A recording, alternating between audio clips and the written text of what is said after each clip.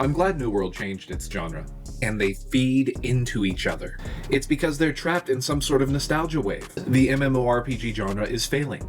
Got it? Good. Hey guys, I've been wanting to make this video for a while, and it's been just kind of bouncing around in the back of my mind for literally years. I've been thinking about how I need to collect all my thoughts on it, about how I need to present everything in an articulate and well-constructed way in order to get my point across and show that I know what I'm talking about. MMORPGs have been in decline since World of Warcraft hit its peak. That is objectively true.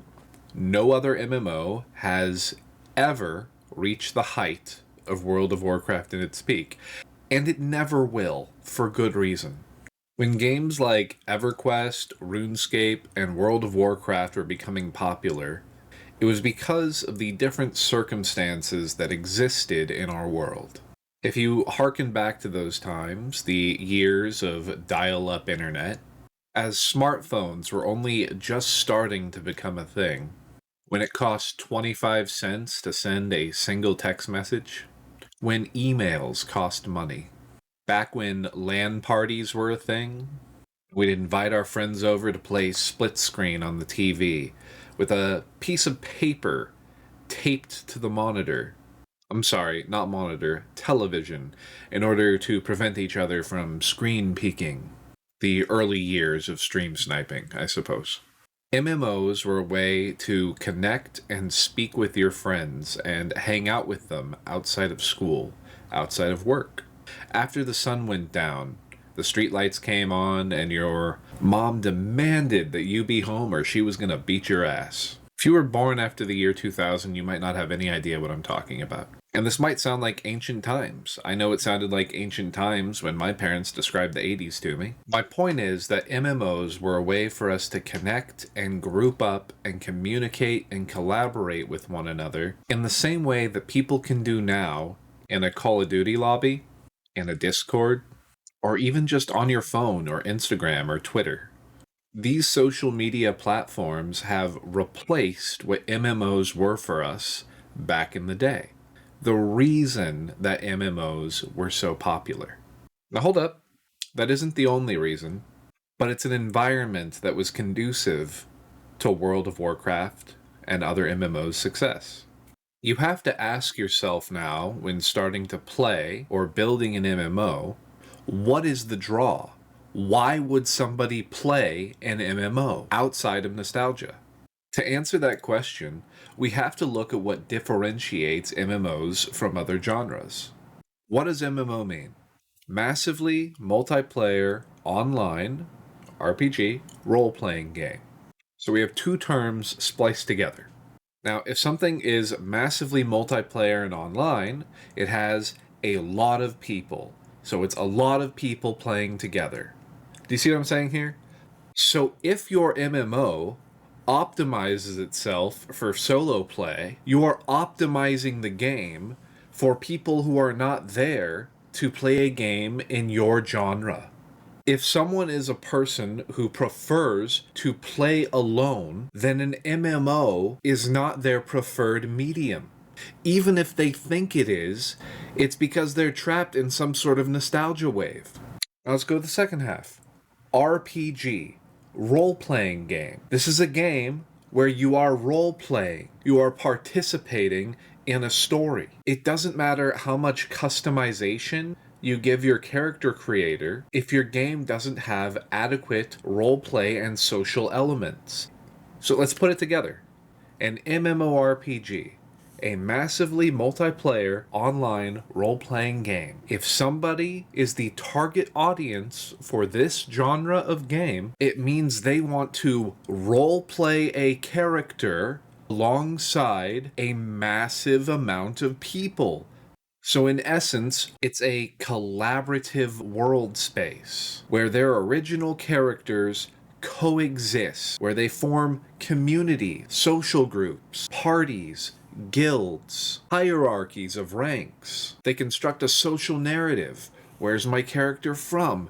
What do they look like? What territories in this world are they associated with? Whose side am I on? Who are my teammates? What are we working together with one another to accomplish and achieve?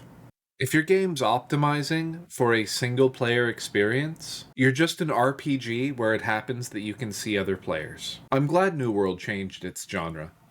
If a game has a ton of players playing it all at once on a shared map, but there are no roleplay elements, congrats, you're an MMO, but you are not an RPG. So good, now we've defined what an MMORPG is, but let's get something clear. The would-be MMORPGs that are veering from those elements, they're not failing because they're veering away from those elements. They're veering away from those elements because the MMORPG genre is failing. Please notice the distinction. I'll say it one more time. They're not failing because they're optimizing for a single-player experience. They're optimizing for a single-player experience because the MMORPG genre is failing. Got it? Good. So why is it failing? If we want to answer that, we have to look at the genre's strengths. What are those strengths? I'm so glad you asked. Community and escapism. I'll say it again. The strengths of the MMORPG genre are community and escapism, and they feed into each other. You play an MMO to be part of a community, to work with other people, to find friends, to find people to talk to find people to play with, to be part of a community. Roleplay is a form of escapism. You are immersing yourself in another universe, in another world. You are acting out a fantasy. I'll give you a personal example. I played a game called Perfect World from 2007 till 2017. I started out on a Malaysian server a year before the international version existed, on a server called Delphi. When the international version of that game released in 2008, I switched over, bringing with me a 1-year head start of game knowledge. This enabled me to build and lead what would become the second strongest faction on the oldest international server for 10 years. I was Kniraven, the gallant leader of a faction called Knights. I dressed in all white, strode atop a white steed. People knew me as a PKK, or a player killer. This is back when full open-world PvP games were not quite as uncommon. In this game's system, if you attacked a player who didn't fight back, your name would turn red and you would be marked as a PK, or a player killer. And as punishment for becoming a player killer, if you were in turn killed, you could be punished by perhaps dropping your equipped items. Now, if you were killed with a white name, then you might drop a few things from your inventory, but it would be relatively minor. But the more that you killed other players who didn't fight back, your name would become more and more red, and you would drop more and more valuable items. So my guild made a name for itself as being a guild that hunted player killers. And it was lucrative too, because sure, we portrayed ourselves as these good guys, these knights of virtue. But in reality, the people we were killing were basically piñatas who would drop all their stuff. But that's all beside the point. My point is that it was great to play as the noble leader of the knights, the protector of noobs trying to do their quests, the slayer of the evil player killers. It was great to march around the world on my noble white steed in my pure white, medieval, militant uniform. This game had territory wars where different factions could compete to own certain territories in the game, and weekly, your guild would collect money for every territory that they owned, which you could then disperse to your faction. So I led a community of friends, and I roleplayed as a leader, as a chivalrous knight, as a good guy, as the owner of territories. We created alliances with other factions. We had a hierarchy of leadership in our guild. We held meetings to discuss our war strategy, to schedule practice training events where we could teach other members of our faction how to be more effective in PvP and in war, and how to farm their gear better and faster to become more powerful.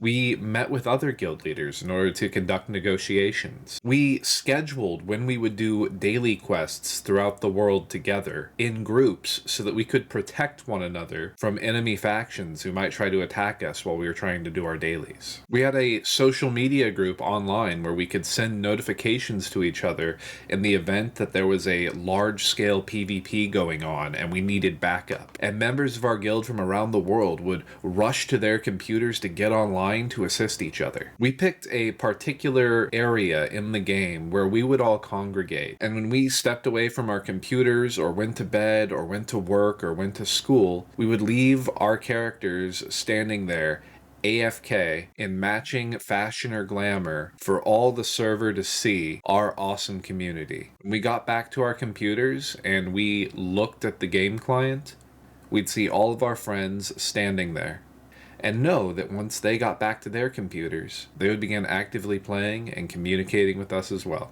But what do community and escapism look like in games today? I'll tell you what my experience has been like. I no longer see a point in being part of a guild or a community. I don't need to join one in order to get my dungeons completed as I level up. There's pretty much always a party finder that'll just find some strangers for me. I don't need to call up my friends and faction mates in order to coordinate when I do my dailies, because most games now steer away from open world PvP, so there's no threat. I can do them whenever, by myself, it doesn't matter. No collaborating with my guild and fighting over world bosses anymore.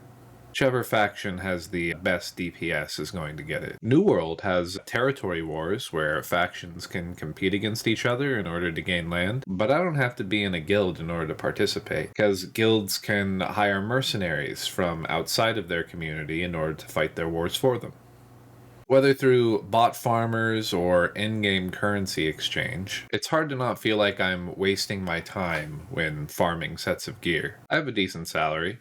Knowing that I could pay the amount of money I make in 30 minutes instead of spending 6 weeks farming sure does make me feel like farming is a waste of time. As MMOs release new expansions, they abandon old areas. As those areas become dead zones, they become more and more dull for any new player base that has to get through them. As power creeps ahead, and as stories progress, it becomes a more and more daunting task for new players to catch up. And so games allow them to pay to skip all of the hard work and time and effort that you put in and catch right up to get to where you're at. MMORPGs are prescribing remedies to treat symptoms rather than fixing the underlying causes of the disease that's destroying them. I'm sure that many of you have heard the term too big to fail. Well, I'm telling you what's happening with MMORPGs right now is that they're too big to succeed. The staff bloat, investor, and player expectations set by the industry of modern-day MMOs are simply unsustainable. These games have massive teams behind them. You have systems designers, character writers, 3D modelers, environment builders, narrative or story designers, graphic artists, marketing, sales, quality assurance, music composers, and you have corporate administration teams binding all of them together into something hopefully cohesive. The cost to pay for all these people to work on something for years is substantial, and it requires a significant investment of money. Any investors who are putting their money into such a project expect that money to be returned to them with a profit. As it turns out, microtransactions are a more profitable business model than a subscription or base game price hike. Power boosts, pay-to-win, gacha, and pay-for-convenience items are a cure for monetary dysfunction. Unfortunately, these same microtransactions are antithetical to MMORPGs altogether. Just like the investor needs a return on their investment, players in MMORPGs need their achievements and time investments not to be undermined or rendered moot. This creates a conflict between the business model and the customer base. But, you know what? There's good news. I am going to tell you how to recognize the MMORPG Messiah. I'm going to tell you the signs to look for that will hail the rise of the next big MMORPG, so that instead of perpetually looking for the canary in the coal mine, You can instead keep your eyes peeled for the dove returning with an olive branch. The holy grail of games that will be savior to us all will have the following qualities. 1. It will be an independent studio that starts with a small game and small community. Then it will slowly begin to build and scale. It will not be beholden to investors or hobbled by corporate bloat. It will not hire more people than can sustain to pay through its community's support. 2. It will be free to play with a subscription-based pay model that provides paying players with access to more tools, systems, and convenience than free-to-play players. It will not have microtransactions. This incentivizes the monthly subscription used to fund the game's continual development without incentivizing or catering to pay-to-win whales. 3. It will have meaningful horizontal progression that isn't undermined at the end of an expansion or season, allowing players to earn and keep new rewards or features and go on new adventures while preventing power creep. This will let new players interact with similar content to veteran players and will minimize power disparities between casual and hardcore players. 4. It will have a unique, immediately recognizable world, attractive characters, and extensive character customization. This will allow players to immerse themselves and identify with their character. A distinct style will also endear players and aid the game in holding up to graphical scrutiny over time. 5. It will utilize modern technology such as server meshing to host the whole of a region's player base within a single world. That world's size will not expand outside of what the game's population can sustain. Unused and underutilized areas of the world's map will be reworked until players once more have a reason to utilize that area instead of leaving them barren and dead. 6. It will include roleplay elements which foster community, such as social hubs, interactive emotes, interactive environments, world-facing player property, character portraits or profiles, and titles. Characters will not be timed out for being AFK or inactive in-game. 7. It will incentivize and encourage players to work together by necessitating social interaction and by giving guilds an evergreen reason and purpose. 8. The game's narrative and story will not only be engaging and enjoyable, it will also drive players to feel, learn, and think. Players will perceive the game as a benefit to their lives rather than a source of frustration, a waste of time, or a distraction. 9. And these last two are just bonuses. Any PvP arenas or competitive instances will be formatted in such a way that, unlike most MMOs, the game could actually be utilized as a fair esport.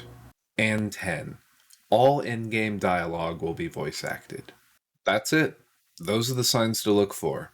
Those are the signs I am looking for. Do you agree? Do you disagree?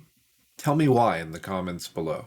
Hey Knights, if you enjoyed this video, please give it a thumbs up and hit that subscribe button. For more awesome content, catch me live on Twitch or follow me on Twitter. Just search Kniraven or visit Kniraven.com.